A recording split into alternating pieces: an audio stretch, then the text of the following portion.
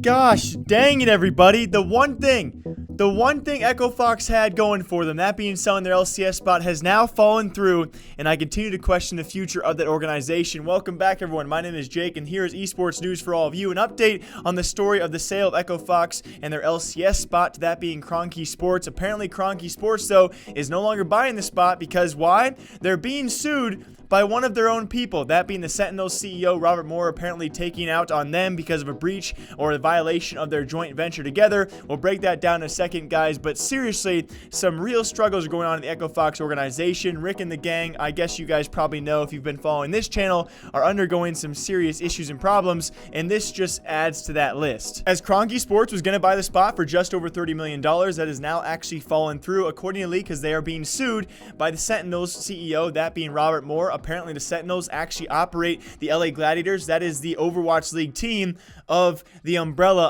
of Kroenke Sports. So apparently, he's actually suing them on two different points, at least for now that we do know of. The first of which, breaching that violation or violating that joint venture because he was not consulted or made aware that they were actually in attempts to buy the Echo Fox spot. On top of that, apparently, they were actually owed some fees or owed some compensation that they paid out of pocket for when it comes for operating that same Overwatch League team, the LA Gladiators. So they are being sued. He's actually suing for apparently majority ownership of those LA Gladiators or something along those lines. And so with all of that being said, the whole suing thing, we're going to break it down probably later on in the future and see what details do come out about that. But more importantly here is the failure now to sell that spot for a I don't even know. You had the 60 initial day period where they were supposed to sell the spot because riots, so they didn't actually abide by their league rules. They failed to make that deadline. It was extended an extra week. So now we have 67 days, a second deadline. That was also broken. They finally sell to Kroenke Sports. And now Kroenke Sports, ironically enough, gets sued. And so is this a third or a fourth deadline for Echo Fox and all of their troubles going forward? If you guys have not seen these videos, it's a terrible thing to be a part of right now. It's a weird thing to look at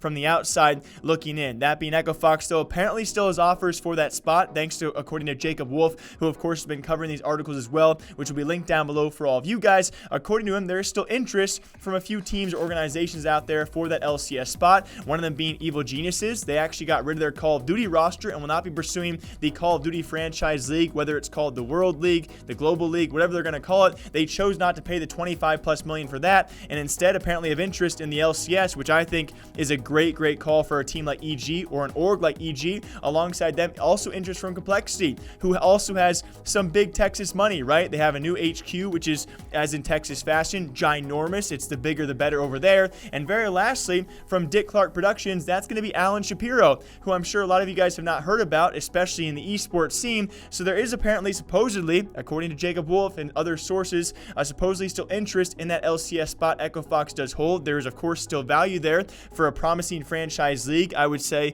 probably the most promising still in existence is the League of Legends franchise as compared to Overwatch and the future Call of Duty leagues. And so if that interest does actually get a fruition itself into an actual purchase, though, I'm not so sure. We've actually talked about this amongst the allegations from both Rick Fox and his partner Amit Raizada. According to Rick, there was actually another offer at the same time as Kroenke. They just chose the Kroenke offer. We're going to see, though, because he did say there was multiple offers, but Amit Raizada, his partner, has also said that that was actually made up. That's not true, that there was actually another offer on the table close to that $30+ million mark. So we are going to see who is true and what they said in those terms of things. Rick Fox saying there were multiple offers, I would assume, of that region of value, and Amit Raizada saying that was all made up and Kroenke was their only option. So we will see exactly who is right in that, guys. Echo Fox has now fallen through and failed another deadline in terms of purchasing. It's not their fault this time, but still the controversy, the troubles around Echo Fox do continue, and we'll see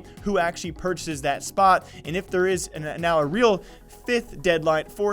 deadline again to actually sell it. As always, my name is Jake. Hope you guys all enjoy breaking down esports news here every single day. This is the last video for today, but we'll have a podcast out later today as well.